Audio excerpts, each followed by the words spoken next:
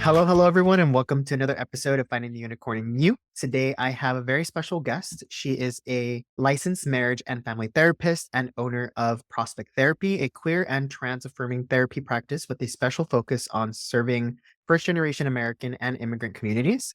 A queer first-gen herself, she focuses on serving the Afghan dysphoria and specifically fellow Afghan American women and bicultural communities in general. She is also a coach for fellow service-based professionals who want to start or scale their businesses.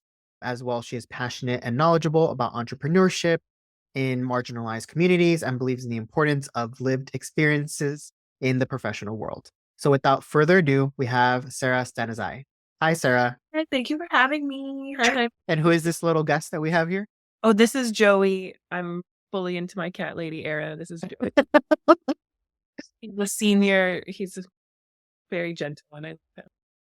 Love it. Gotta love a cat pet owner. Yeah. I've had both. I love my dogs too. The cats for now. Yeah, I feel that. So why don't you tell us a little bit about yourself and what got you in this journey? Sure, I can talk about this for a long time, but I'm born and raised in LA. My family is from Afghanistan, but my sister and I were both born here. I grew up in Los Angeles, which I guess I was holding for applause, but I guess there isn't any right now. So there's not a lot.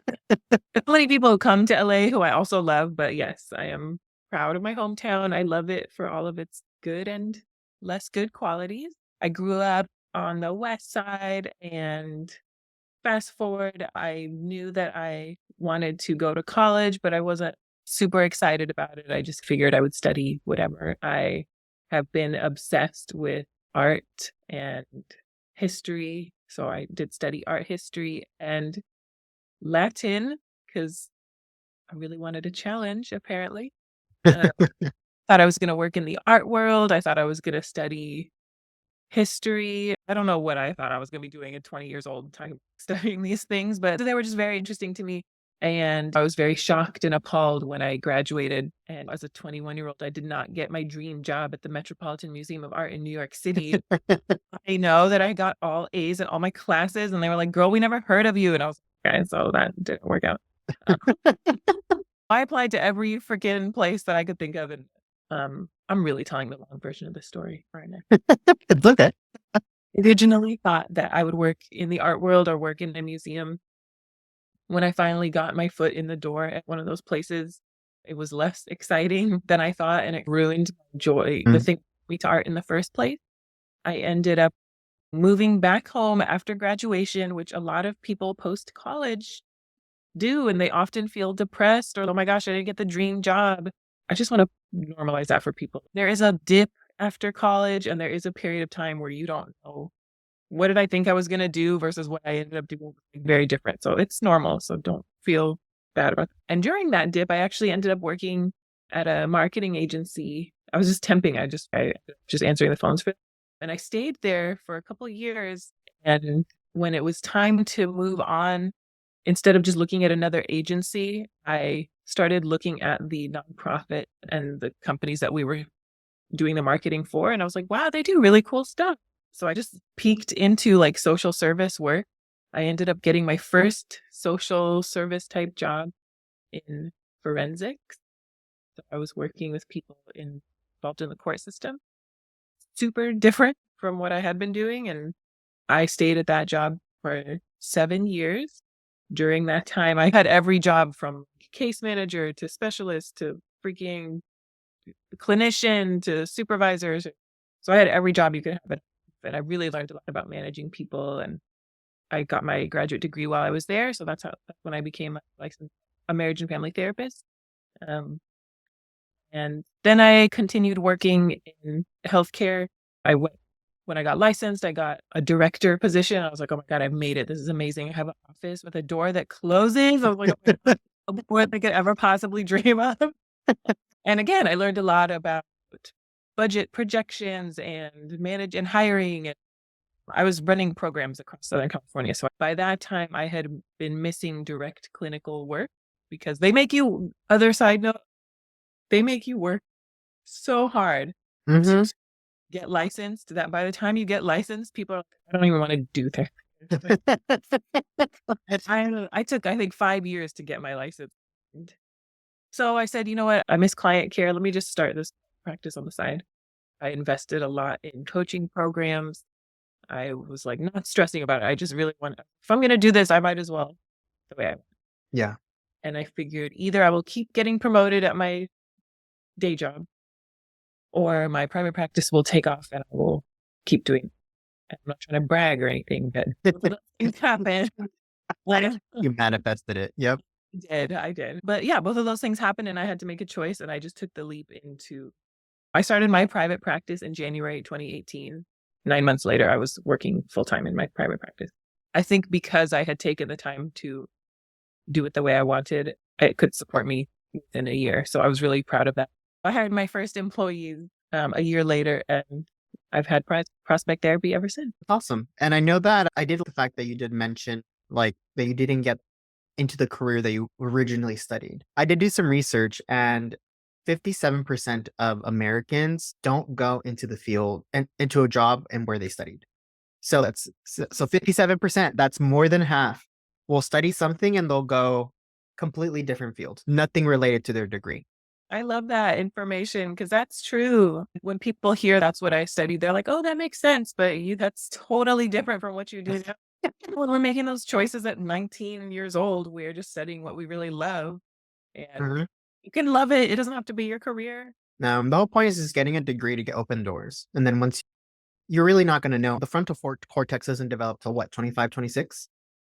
So you don't know, why is there so much pressure to make a decision of what you're going to do the rest of your life at 18 when your brain hasn't even fully developed? It's true, and although there are some exceptions to the rule, I feel the same about getting married or having kids. There are exceptions, and everybody's different, and if you love it, I love it, but I just think about if I was doing what I was doing at, like, 18 to 24, if I was doing that for the rest of my life, I don't know. I'm sure I would still be really cool. Some things are just inevitable, but yeah, I often remind people that there's no pressure, and actually there is plenty of pressure, but you don't have to add to it, like Yeah. putting yourself. Yeah. Yeah, definitely.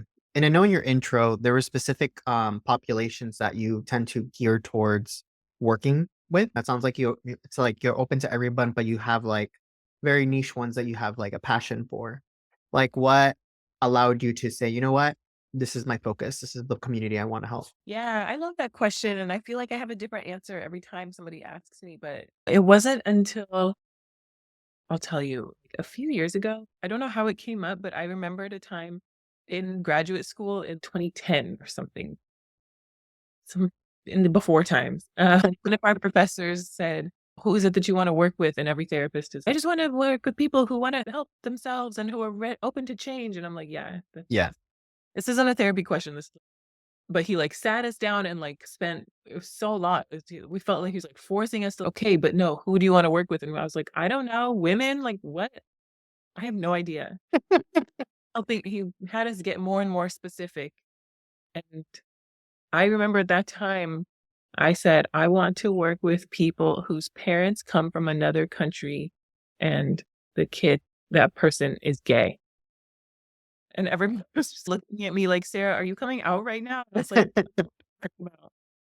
It was just so obviously my personal experience. I was like, what? He told us to be specific. Anyway, I never thought about it again. It's just funny that I was like, "Oh my god, I just remembered that I said this over 10 years ago," and it precisely that, but being in the queer community, I even before I knew I was part of it, it's just always been something really important to me. I think a lot of times people who have experienced some sort of discrimination or otherness, we all have some common thread, common experience. And for me personally, those are the two like kind of vehicles toward that experience. And similar, and also my own journey, like reconnecting with my Afghan heritage, something that I really pushed away and distanced myself from. And for the first half of my life, that was very easy to do because if you can imagine, there was a time when nobody had even heard of Afghanistan. Mhm. That shows how old I am. So I was happy to just be, I just wanna blend in, I don't wanna stand out, I don't want people to be like, "What's that? Where are you what language do they speak?" Like, nobody, That was the polite version they might have said. Yeah. As I've reconnected with it, it has also really healed a lot within me. It just helped me feel like a more whole person, and I it explains to me why, as a therapist, I was really drawn to helping other people do that too, even before I even knew where I was on that journey. So that's what it's been since the beginning. But since then, we have a team of 7 people who each of us have our own specialties, own passions. And so while that is the overarching kind of umbrella that we work with, there are people who have their own, like even more specific communities within that. It's very important, especially nowadays, to be able to help like our communities, like the people that we wish we had when we were young. I think that is something that really does people try to shy away from. They're like, no, I want to help other community, but the people that you are going to relate to the most are like people that are like you that have gone with those shared experiences, and who better to help them than someone who overcame those experiences. Yeah, I can see that part of it. I also see how if we're not ready, it can actually be safer to go with somebody totally different. Yeah. That's why also when people are looking for a therapist, they get hung up on this whole frankly, when people are looking for a partner too, or will get hung up on, I have my checklist and I know, and I have a really good reason why all of these things are important, but also to be open to something totally opposite and totally different Hmm. has benefits. And I say it all the time. I don't only work with queer Afghan American people. I also work with people who are from other cultures who are I like you. I feel safe with you because you get it, but I don't feel I'm talking to my mom. Or I need somebody who like one may not secretly be my long lost also like the communities are so small. And honestly, I cannot cry in front of you. I think a lot of men won't go to therapy. When men are seeking therapy and they'll say, should I have a male therapist or no? And I'm like, who are you more likely to be vulnerable in front of? And sometimes people, you don't cry in front of men. Like, I can't do that. But other times they'll say, I definitely can't show the side to a woman or to somebody else. Like, I can only share these deep, dark secrets with other men. And sometimes people are surprised by that. And I say, just think about who is going to let you, who you're going to feel like you have permission to be vulnerable in front of. That's true. That is very true.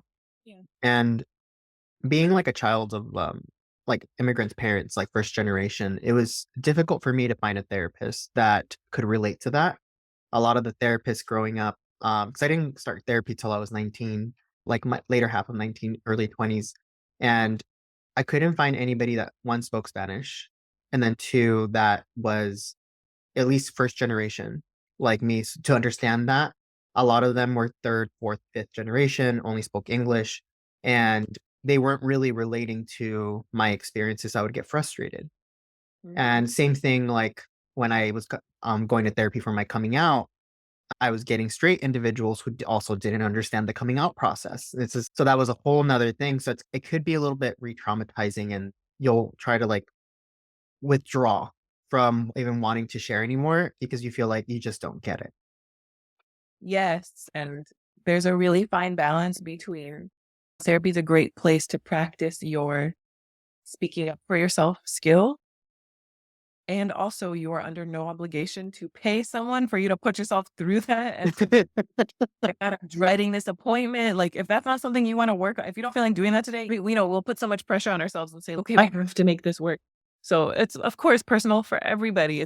There's so many factors at play. And e- even putting this in recording, I'm like, okay, bunch of disclaimers. Like, I'm not saying the same thing for every single person, but Yeah. it's more important to you to work through some trauma or some like to have a lot of safety. You do not have to teach your therapist. You don't have to speak up and be like, look, this is what I really want. Like, you can just say, this isn't working for me. Yeah.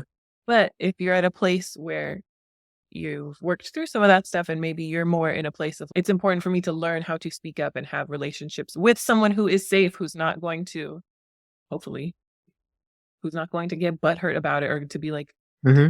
me as a client or to take it personally. A therapist's job is to be safe in that way. Then it can be also really important, like healing and repairing for you to be like, oh my gosh, I learned how to speak up for myself and they heard me and we solved the issue and we can keep doing this. So there's benefits regardless of what you do. So don't feel like you have to get the right answer.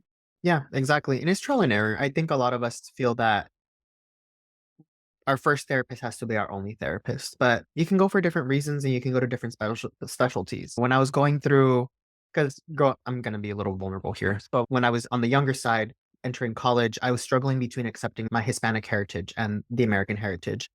There was a long time where I was bullied in high school because I was like more into my Hispanic heritage growing up. So then I had to suppress it because the white kids at school and the more um, assimilated Hispanics were making fun of me for like listening to Paisa music and all of that other stuff. So I was like, okay, let me not do that. Let me dress like I used to get in fights with my mom because I would be like, can't you buy me normal clothes? Like, why do I have to wear these type of clothes? Yeah. And I was like, I want the Abercrombie, I want the Old Navy clothes. I don't want the Bayas Paredes, what they used to call it over there, like you clothing. And she would get upset. You're like, you're gonna wear this, you're gonna wear this, and I would get made fun of. In high school, I was struggling. So in college, I was like, okay, I need to really face these. And then I didn't feel comfortable, like I said, later on when I worked through that, going back to that same therapist to talk about my coming out because it was like a whole different thing. And then, so each one, it's you have different therapists for different things. Some could be your everything, but sometimes that's not the case for everybody. Yeah. I appreciate you sharing that. And it's so reminiscent of so many people's stories. I hate bringing this topic up because it has nothing to do with Afghanistan, but I was 16 or something. I was in the middle of high school when 9/11 happened. Mm, And talk about it went overnight. Oh yeah, we studied what is Afghanistan? Oh, we know what Islam is. You're one of those or something. It's just very big. mm, Went from that overnight to devil in our high school. And I was like, what the but sorry, excuse me.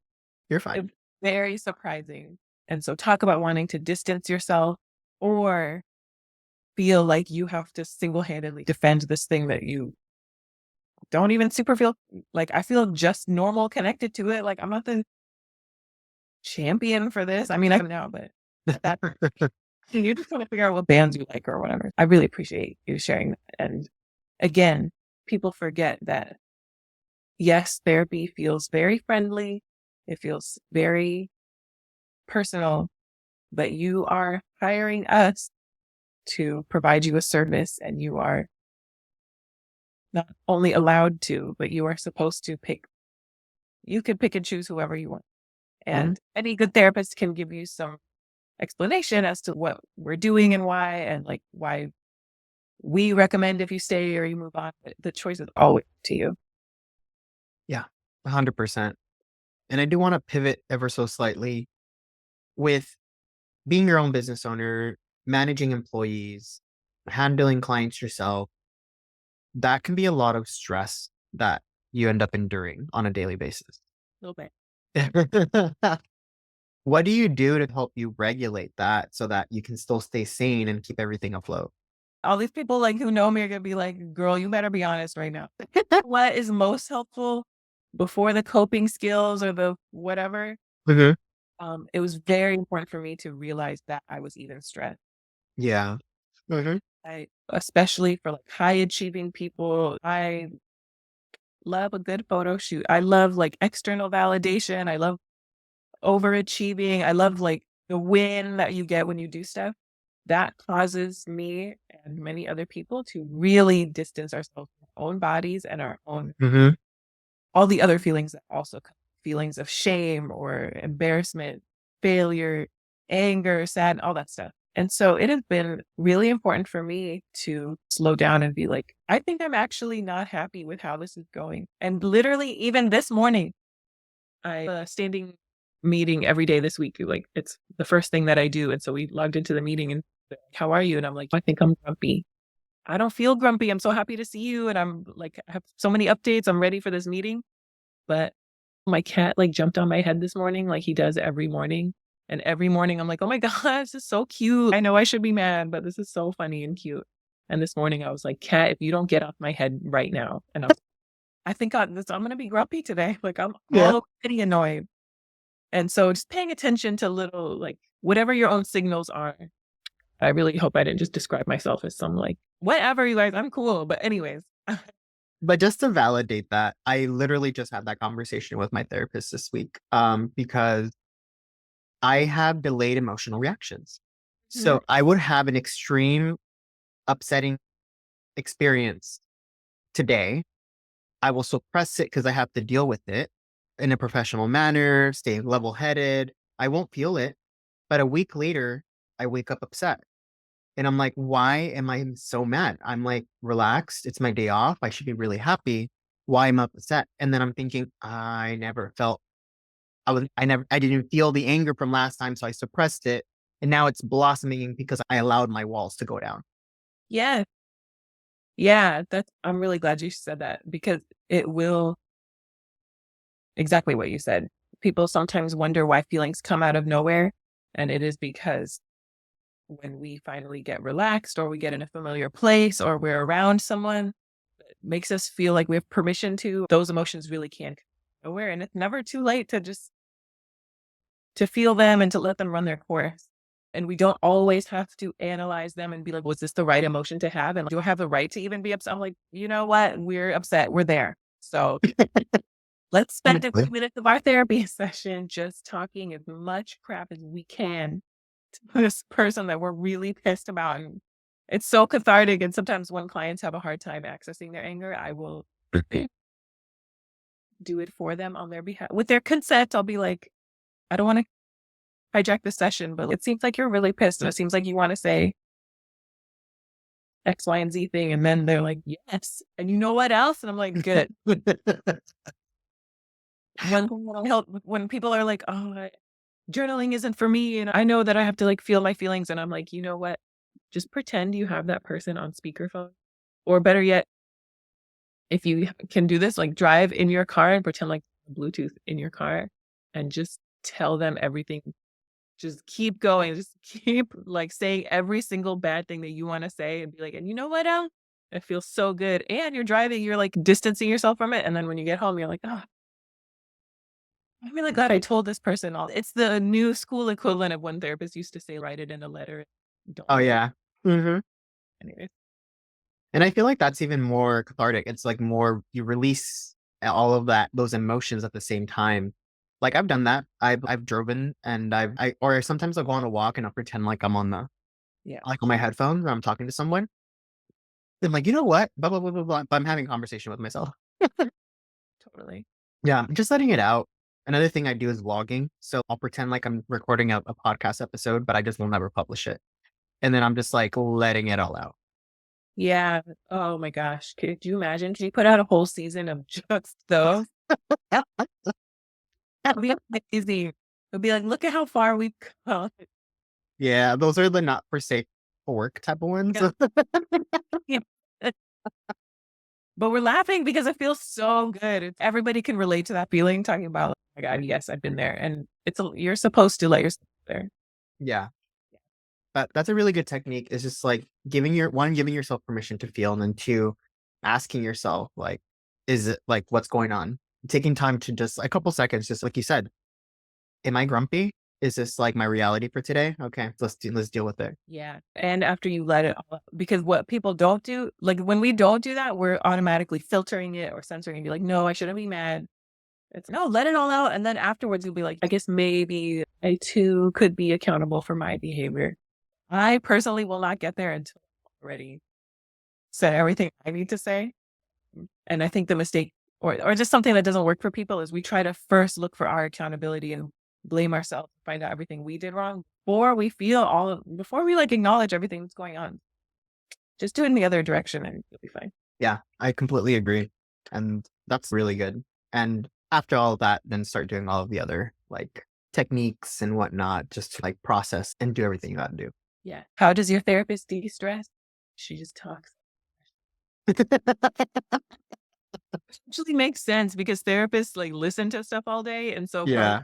probably what is very de-stressing for me is just yapping about it, just being like, you know what, now it's my turn. Which my old therapist can probably. She won't. No, I totally get that. Oh yeah, yeah.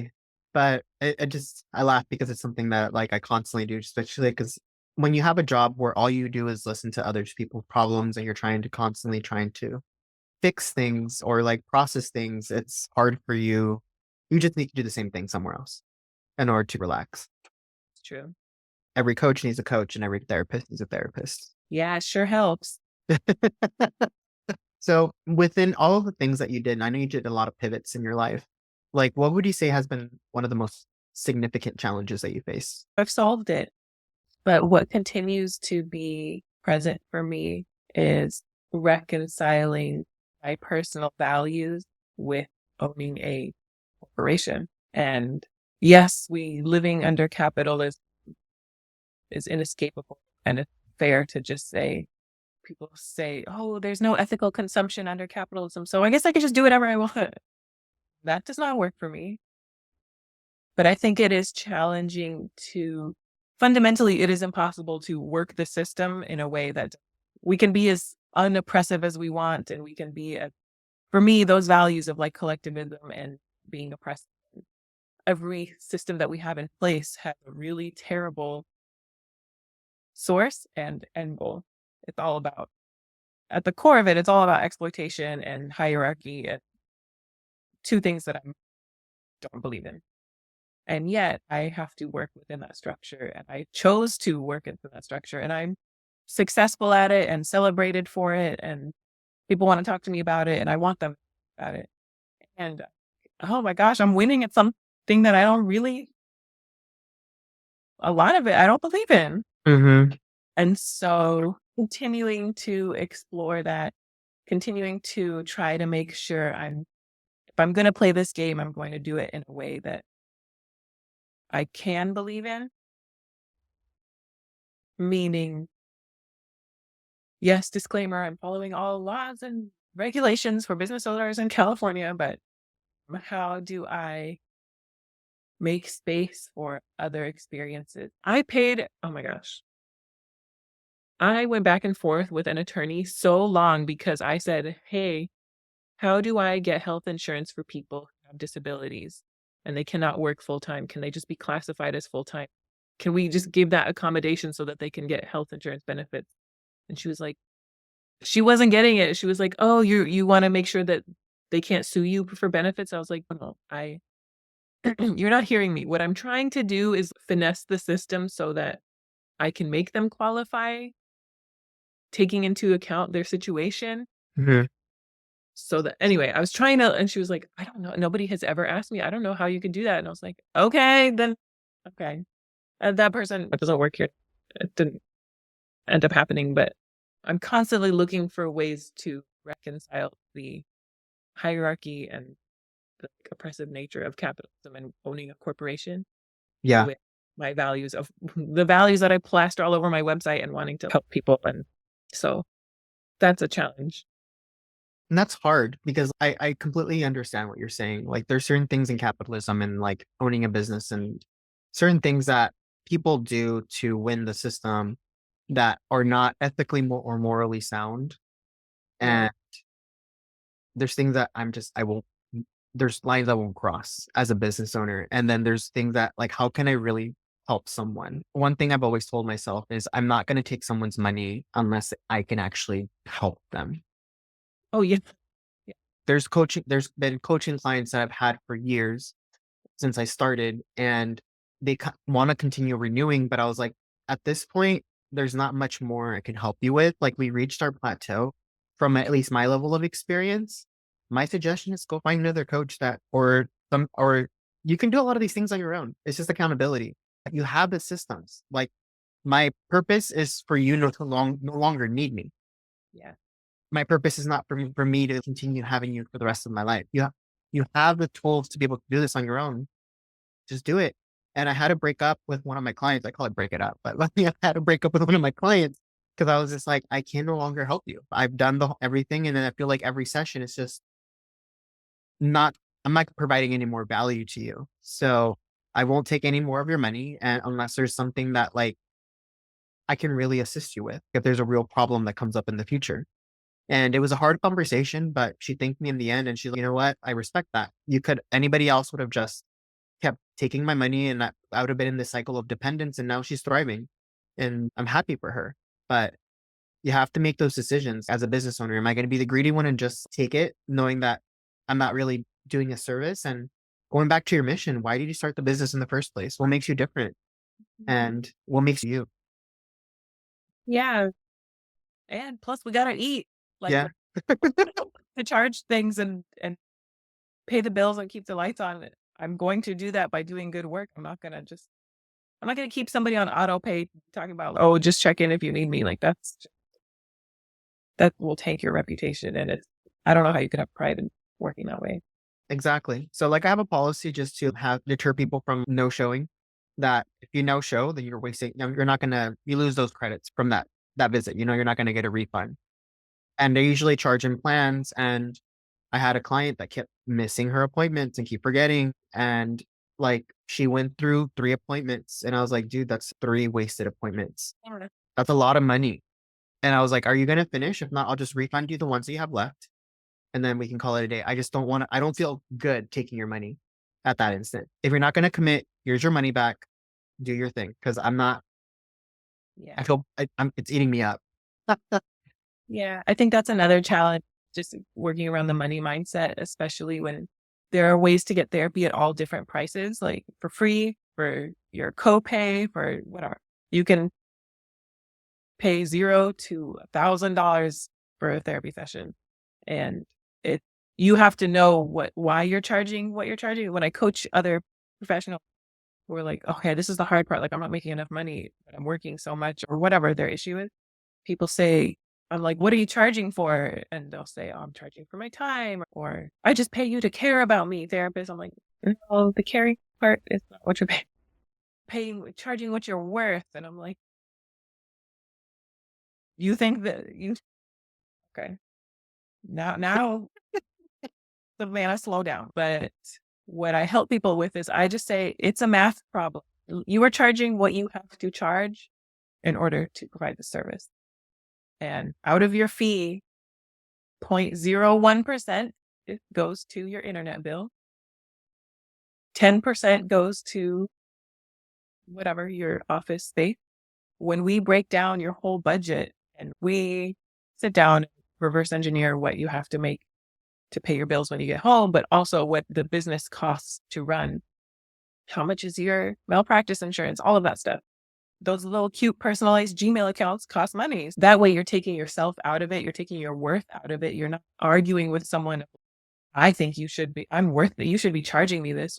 If you really, what you're paying for is your results. And for you to feel better, that's not worth it to you. And then it gets into this weird, like, person. I don't know you like that. But when you just say, you know what, this is what it costs me to give this service, this is the range that I can budge on, then it becomes much more of a new, I think Yeah, it also helps you explain it to clients so that you don't feel like personally attacked. Like, what? I've never heard of someone charging that. And you're like, okay, this is what I have to charge. yeah, that makes sense. And I think that's a good way to go through that difficulty that you mentioned, especially because there's so many layers to that problem that you said. And it's hard to find that balance, but just staying true to yourself, doing these systems that you have in place, I think it's a good way to get through it. We are in our last 10 minutes, so I want to ask you the unicorn lesson. So, the whole premise of this is finding the unicorn in you. So, what is that one unicorn lesson that has shaped that you've like your life that you found the most valuable that was taught to you? Or something or that you learned on your own? I'm like, oh my gosh. What lesson have I learned? Don't be sorry. Hmm. If you are sorry for what you're doing or saying, then don't do it. And if you are going to do it, then don't apologize for it. Yeah, I think, and also still learning that one a little bit, but that applies to so many contexts. It inspires much more confidence in yourself and trust in yourself as well as from others. When if I were to come on here and record this podcast and be like, "Oh my god, I'm so sorry," I'm like, Sorry, I'm giving you all these answers. And you'd be like, okay, first of all, I want you to. Also, it just doesn't make people trust you if they're like, I'm sorry that I'm doing this while I'm doing it. Be like, Yeah. okay, well, Yeah. And it's something that I see often is that insecurity, and people do things because they feel they should, not because they want to. And I think it goes back to what you're saying. Don't do it if you don't want to do it. Because then why are you apologizing and then trying to retract everything you just did? It's going to be better for your sanity and everybody else's if you just don't entertain the idea if you really don't want to do it. yeah. And that's not to say that there aren't circumstances. We all do stuff we don't want to do. I'm not Yeah. saying do whatever you want all the time. However, you don't have to take on that personal responsibility. If I have to do this because X, Y, and Z is telling me I have to, then that has I'm not sorry, they are. Like, that's I'm just accepting that as the circumstance. I'm not taking it on as if it's my fault. Hmm. Just put the responsibility where it belongs, and if you decide, "Hey, this time I have to do it," that's very different from saying, "I'm sorry, I wasn't strong enough to change this whole entire system, and now I have to do this thing." I agree. I completely agree. And I think that's a really powerful lesson just because it really puts things into perspective. And then by asking yourself, why am I doing this? And is it going to help me in the long run? So is this something that's benefiting me, or am I doing it because I don't want to let someone down? And if that shouldn't be more motivating than for you. If it's hurting you by helping them, then you shouldn't do it. It should be mutual beneficial in both instances, most of the time. Yeah, I'm gonna be mad. I'm just gonna say there are times when we can overextend, and there are times when yes, I will do something that hurts myself if it helps somebody else. I'm Hmm. I'm not out here every person for themselves, but I just always wanna help people to do things deliberately and take ownership of those choices rather than just be like, "Oh, okay, there's nothing else I could do. Sorry." That's a little bit different. It doesn't help your self-esteem or No. your trust with others.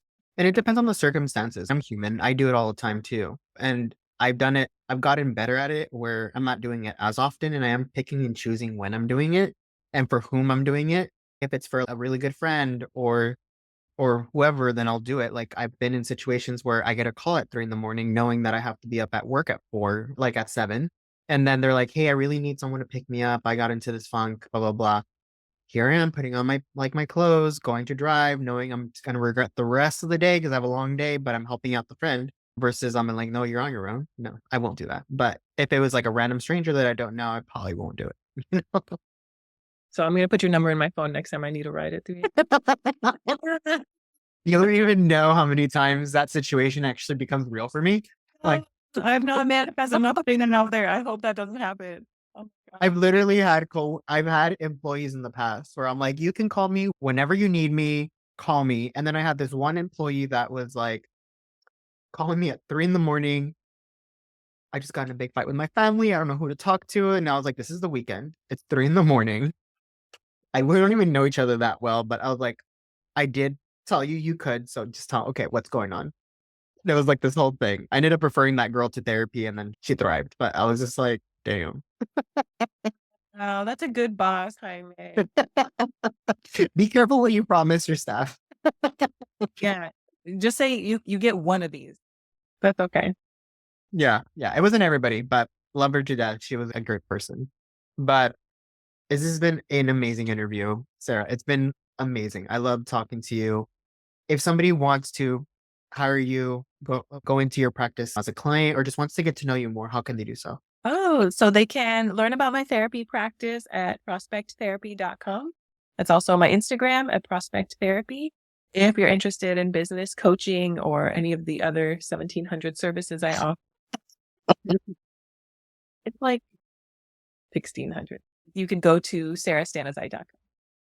I love that. And then listeners, don't feel like you have to jot all of this down. If you scroll down on the show notes, you'll have all the links there as well. If you go to my website at rainbowcareercoaching.com, click that unicorn wall of fame, you'll see Sarah there along with all the other amazing guests that have been on there. They'll have a summary of this podcast episode along with all the links on there. Thank you, Sarah, so much. And one last reminder for our listeners, episodes come out every Friday at 7 a.m. And don't forget to apply this week's unicorn lesson into your life. Any last words, Sarah? Hell yeah. I love it. Thanks, everyone, and I hope everyone has an amazing day.